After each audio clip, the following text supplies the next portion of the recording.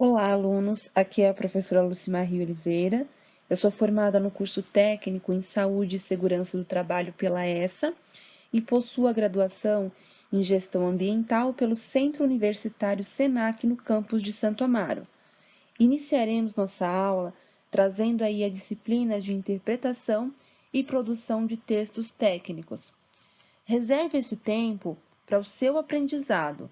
Livre-se de tudo que vem aí desviar o seu foco. Desligue televisores, silencie grupos de WhatsApp, dê uma pausa nos seus acessos às redes sociais. Este horário ele é reservado para o seu compromisso com a sua nova profissão e o seu futuro. Nessa disciplina, nós trataremos dos seguintes temas: interpretação de textos, a linguagem falada e escrita, a ideia central do texto e tipos de texto, relatório técnico, parecer técnico e ata. Para todas as pessoas, a escrita é algo presente no dia a dia.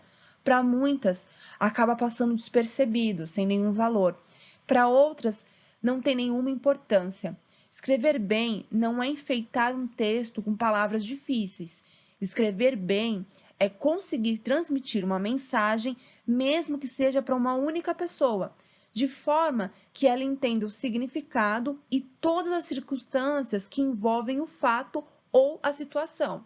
A escrita é tão importante que na evolução da humanidade, ela foi um marco divisório entre a pré-história e a história. Mas qual a importância da língua escrita para a saúde e segurança do trabalho?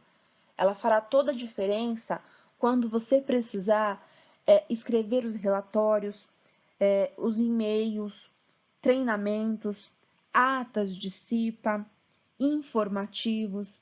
Então, conseguir redigir, conseguir escrever um bom texto de forma a conseguir transmitir a mensagem anunciada é extremamente importante para o técnico. Nas 3 imagens, nós conseguimos verificar informativos escritos com erros de português. Né? Parece ser difícil, mas é muito simples de acontecer. E iniciaremos a disciplina com o tema de interpretação de textos, a língua falada e escrita. Para ler e entender um texto, é necessário atingir 2 níveis de leitura. O primeiro é o reconhecimento da informação. Então, deve ser feito cuidadosamente, uma vez que é o primeiro contato com o texto, buscando identificar o assunto apresentado e a origem das informações. O segundo nível é a interpretação da informação.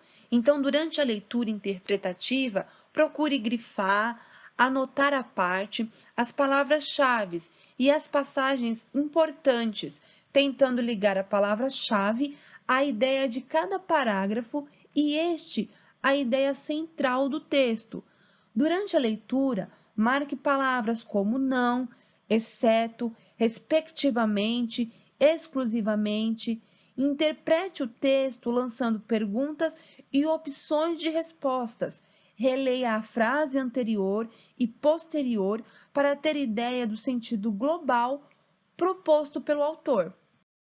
É muito comum a ocorrência de erros de interpretação. Os mais frequentes são a extrapolação, que ocorre quando sai do contexto, quando o leitor ele acrescenta ideias que não estão no texto, devido aí por já ter um conhecimento prévio do assunto ou pela própria imaginação. Tem a redução também. A redução já é o oposto da extrapolação. Ela dá atenção apenas a um aspecto, esquecendo que o texto ele é um conjunto de ideias, o que pode ser insuficiente para o total entendimento do tema desenvolvido. Outro erro é a contradição.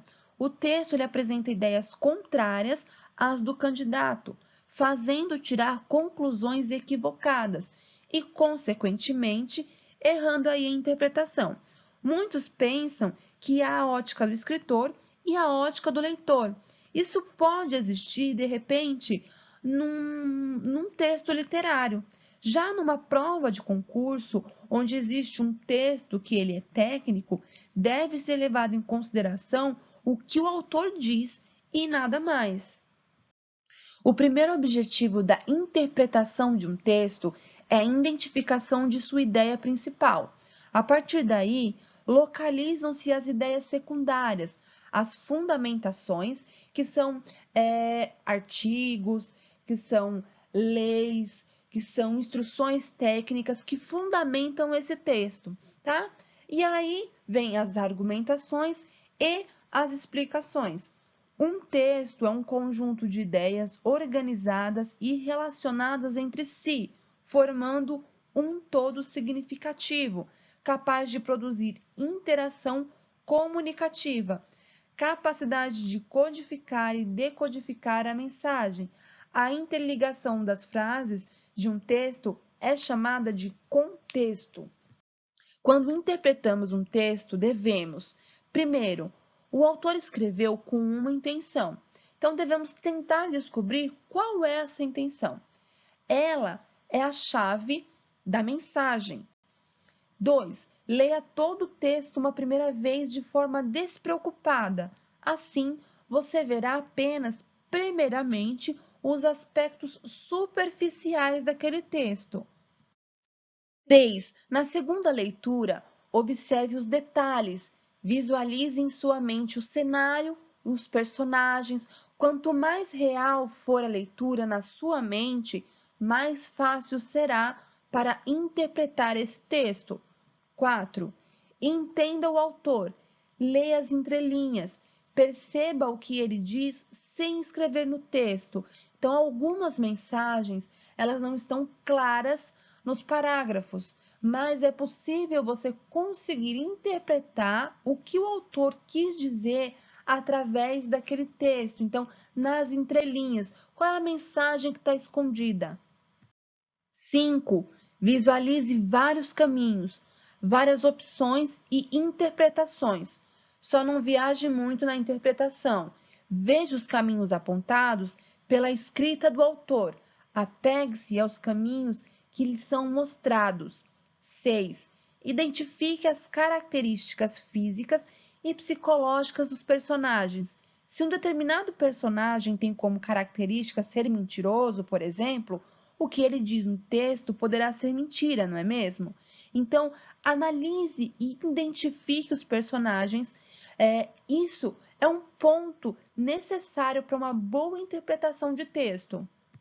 7. Observe a linguagem, o tempo e espaço, a sequência dos acontecimentos. Então, ele acompanha uma linha cronológica. 8. Analise os acontecimentos de acordo com a época do texto. É importante que você saiba ou pesquise sobre a época narrada no texto. Assim, certas contradições ou estranhamentos vistos por você podem ser apenas a cultura da época sendo demonstrada. 9. Leia quantas vezes achar que deve. Não entendeu? Leia de novo. Nem todo dia estamos concentrados e a rapidez na leitura vem com o hábito. Normalmente, numa prova, em um concurso, é solicitado ao candidato, primeiro, identificar, é reconhecer os elementos fundamentais de uma argumentação, de um processo, de uma época. Nesse caso, procuram-se os verbos e os advérbios, os quais definem o tempo. 2. Comparar é descobrir as relações de semelhança ou de diferenças entre as situações do texto. Vamos relembrar? Verbo, classe de palavras que flexiona em pessoa, número, tempo, modo e voz. Advérbio, está relacionado ao verbo e ele possui o papel de trazer circunstância para a ação do verbo, seja para tempo, modo, lugar, intensidade, etc. Uma observação: o advérbio ele pode estar atrelado também a um adjetivo. E o que é adjetivo mesmo? Adjetivo é toda palavra que se refere ao substantivo indicando-lhe um atributo. Então, ele flexiona-se em gênero, número e grau. Vamos ver alguns exemplos? Ontem fui à casa do João. Ontem é advérbio de tempo. A casa do João é locução adverbial. Então, a casa do João é onde ocorreu a ação. Tá? Sempre que tratarmos aí de locução, entenda que eu tenho duas ou mais palavras fazendo a função de uma só, tá? Então, aqui, a casa do João, ela é uma locução adverbial. São duas palavras com a função de uma só, tá? Ele é muito bonito, por exemplo. Muito bonito é advérbio de intensidade. Bonito é adjetivo. 3. Comentar é relacionar o conteúdo apresentado com uma realidade, opinando a respeito. Então, quando fizermos a interpretação do texto, comentar em relação àquele texto ajuda a fazer a interpretação também. Então, em pensamento, fazer o comentário com relação àquele conteúdo ajuda a interpretar. 4. Resumir é concentrar as ideias centrais ou as secundárias em um só parágrafo. 5. Parafrasear. Parafrasear é reescrever o texto usando outras palavras. E assim terminamos o primeiro vídeo do tema Interpretação de Textos, a linguagem falada e escrita. Os próximos vídeos trarão os exercícios onde nós conseguiremos fazer o reconhecimento de todo o passo a passo e os assuntos que foram abordados até agora. Bons estudos!